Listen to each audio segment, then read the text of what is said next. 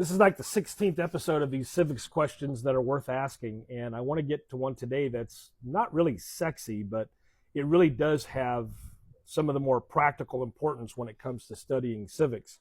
I'm Matt Haskell. I'm a high school history, government, and civics teacher at a small rural public school in south central Illinois, and I just try to come up with civics questions that are worth asking. And the one I want to ask today is, why does a local government matter so much? I mean, it really gets overlooked, but it plays such an important role. When people talk politics or talk about politics, they usually focus on the national government, right? They usually get their stuff, from the national media, and they're looking at the president, Congress, Supreme Court, national elections, focusing on national news, national arguments, and those things are important, of course. But for most people, much of daily government happens much closer to home. And local government is what happens closer to you. I mean, it affects the roads that you drive on and the schools your children attend and the property taxes you happen to pay, your police and fire protection, zoning decisions, local businesses face this. You got county services that are impacted, public health, parks, libraries, emergency services, access to the courthouse, jails, elections, local records, water, sewer, streets, sidewalks, drainage, public works. In other words, local government is where civics is really visible. It's really right in front of your face. And it's where decisions stop being just abstract and start affecting daily life. And that's why local government is truly important and it truly matters. In the American system, power is divided between national, state, and local levels. That distinction between national and state government is federal in its nature. The national government has its responsibilities and the state government has theirs.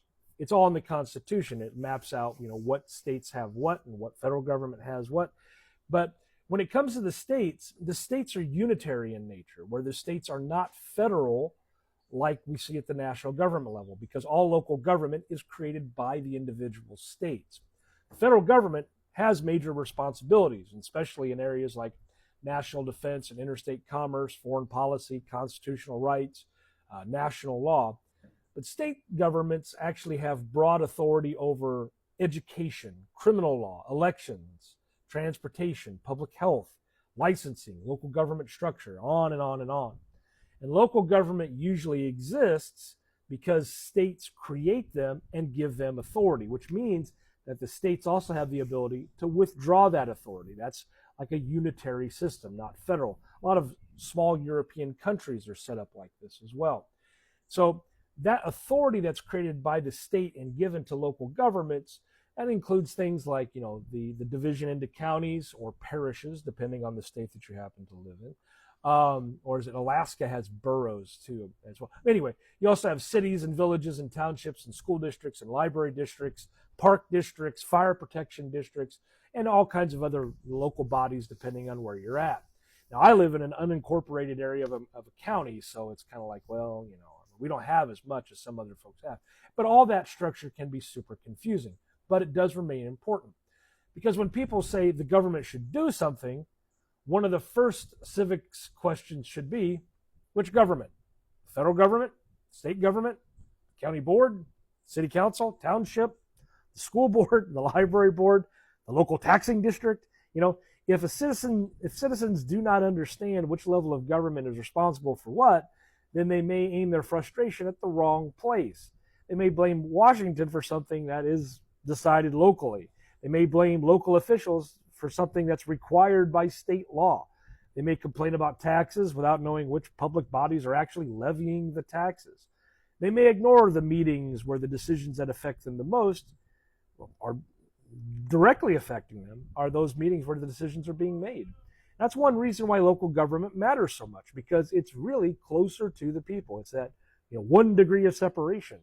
You may never meet a president, a senator, or a Supreme Court justice, but you might be good friends with a school board member or a member of your local township board. You might talk to the mayor on a regular basis.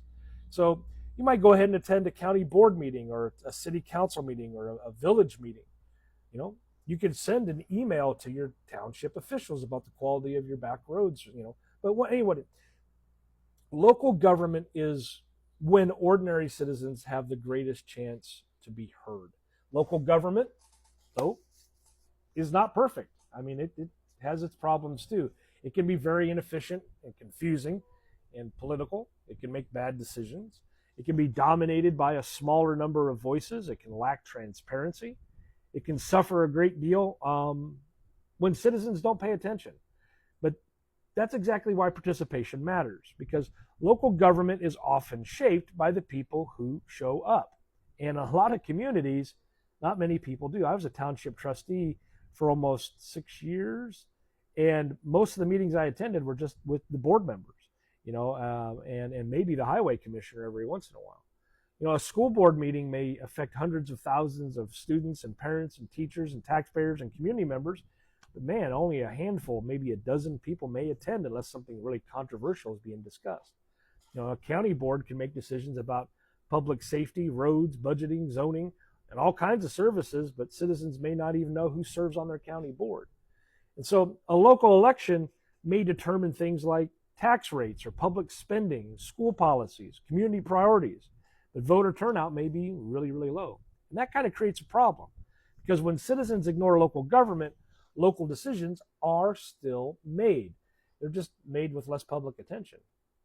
A republic can't work well if citizens only pay attention every 4 years. Self-government is not just presidential elections. It's also quiet, ordinary work of local boards, councils, offices, monthly meetings.